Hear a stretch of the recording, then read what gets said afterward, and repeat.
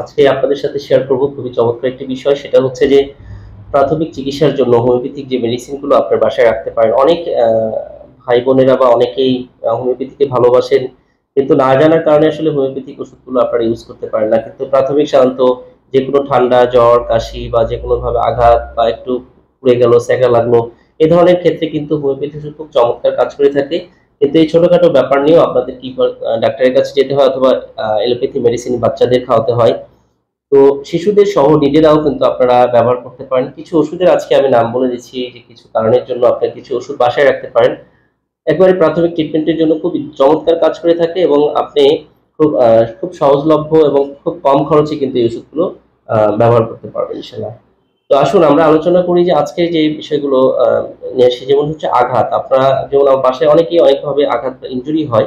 যেমন শিশুরা, যাদের যাদের বাসায় শিশু আছে, অথবা বড়রাও অনেক সময় বিভিন্ন কাজ করতে যে আঘাত পায়।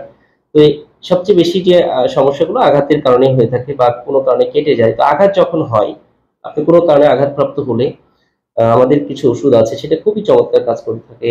আপনি এই আঘাত লাগার কারণে যে কোনো সমস্যা হোক, তো আহ, আঘাতের বিভিন্ন আছে, ধরন আছে। তো প্রথম কথায় আঘাত লেগে যে কোনো সমস্যা হলে তার প্রথম ওষুধ হচ্ছে আর্নিকা। এই ওষুধটা আপনি 30-200 পাওয়ার রাখতে পারেন, এটা ইউজ করার সুবিধার্থে। এছাড়াও 6 এডিশনের ওষুধগুলো রাখতে পারেন। তো 6 এডিশনের ওষুধগুলো ইউজ করা কঠিন, এই জন্য আপনি 30-200 পাওয়ার ওষুধ কিন্তু সংগ্রহ করে রাখতে পারেন।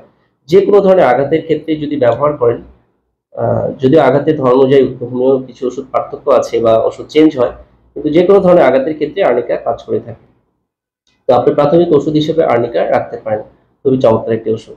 এছাড়া যদি আঘাত কেটে যায়, আপনার যে কোনো ভাবে কেটে গেছে, কেটে যায় যদি রক্তক্ষরণ হয়, তার জন্য অন্যতম একটা মেডিসিন হচ্ছে ক্যালেন্ডোলা। ক্যালেন্ডোলা মাদার যে কোনো ধরনের আঘাতে বা কেটে যাওয়ার কারণে বা পুড়ে যায়, যদি বার্নিং হয়, জ্বালাপোড়া হয়, সেখানেও কিন্তু ইউজ করতে পারবেন। খুবই চমৎকার কাজ করে থাকে। আপনারা এক আউন্স এরকম পরিমাণ ওষুধও কিনে কিনে বাসায় রাখতে পারেন, সেটা কিন্তু খুব চমৎকার কাজ করবে। তো এছাড়া যদি কেটে যে ধারালো জিনিসে কাটে, একদম কেটে রক্তক্ষরণ হয়, প্রথম ওষুধ হচ্ছে স্ট্র্যাপিসেগ্রিয়া। সেখানে স্ট্র্যাপিসেগ্রিয়া মেডিসিন ভালো কাজ করে, আর ক্যালেন্ডুলা আপনি লাগাতে পারেন।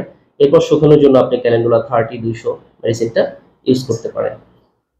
আর বলা হয় যে লোকের মাথায় যদি কোনো আঘাতপ্রাপ্ত হন, তাহলে সেই ওষুধ কিন্তু হাইপেরিকাম, অর্থাৎ মাথায় শ্রাবণমণ্ডলীতে যে আঘাতপ্রাপ্ত হয়, তার ওষুধ হচ্ছে হাইপেরিকাম। হাইপেরিকাম মেডিসিনটাও কিন্তু আপনি বাসায় রাখতে পারেন। এরপরে স্যাকা লাগার যে ব্যাপারটা থাকে, হ্যাঁ।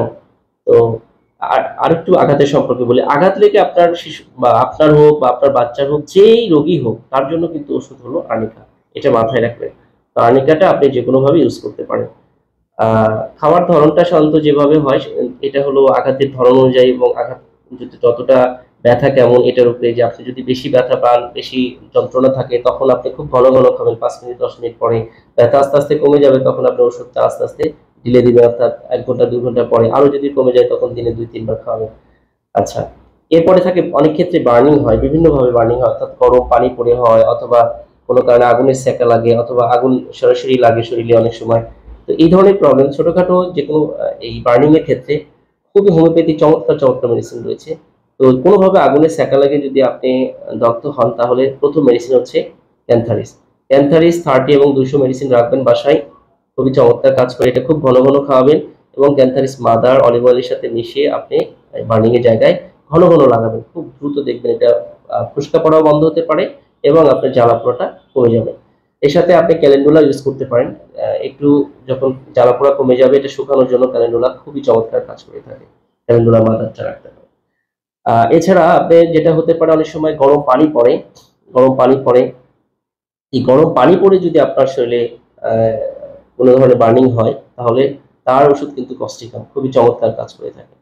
তো কস্টিকাম মেডিসিনটা রাখবেন 30 এবং 200 পাওয়ার, খুবই চমৎকার কাজ করে থাকে। এর সাথে আপনি যেটা বললাম যে ক্যান্থারিস মেডিসিন ইউজ করতে পারেন, এবং এটা জ্বালা পোড়া বন্ধ হয়ে গেলে তখন শুকানোর জন্য আপনারা ক্যালেন্ডুলা মেডিসিনটা, মাদার মেডিসিনটা ব্যবহার করতে পারেন। তো এই মেডিসিন গুলো আপনারা কিন্তু বাসায় রাখতে পারেন। এছাড়া আমরা অনেক সময় দেখি যে বাসায় সে ঠান্ডা জ্বর কাশি হয়, বাচ্চারা অনেক বেশি পানি ধরে, আহ, এটা সেটা করতে যায়, পানিটা বেশি ধরে। তো পানি দান করে যদি তাদের কোনো অসুস্থতা হয়, জ্বর হয়, কাশি হয়, তাহলে রাস্টক্স মেডিসিনটা খুবই চমৎকার কাজ করে থাকে। আপনারা এই মেডিসিনটা বাসায় রাখতে পারেন, রাস্টক্স 30 এবং 200। যদি বাচ্চারা পানি ধরে, পানির কাজ করে, পানিতে খেলা করে, পানিতে ভিজে, ওরা যদি কোনোভাবে অসুস্থ হয়, রাস্টক্স মেডিসিনটা আপনারা ইউজ করতে পারেন। খুবই চমৎকার কাজ করে। 30 এবং 200 পাওয়ার। 30 তেই যদি কাজ হয়ে যায় তাহলে ভালো, যদি 30 তে কোনো কারণে না হয় তাহলে আপনি 200 মেডিসিনটা ব্যবহার করতে পারেন। তো প্রিয় দর্শক, এইভাবে আপনি কিন্তু আহ, প্রাথমিক চিকিৎসার জন্য যে ওষুধগুলো আছে সেই ওষুধগুলো আপনি বাসায় রাখতে পারেন হোমিওপ্যাথি।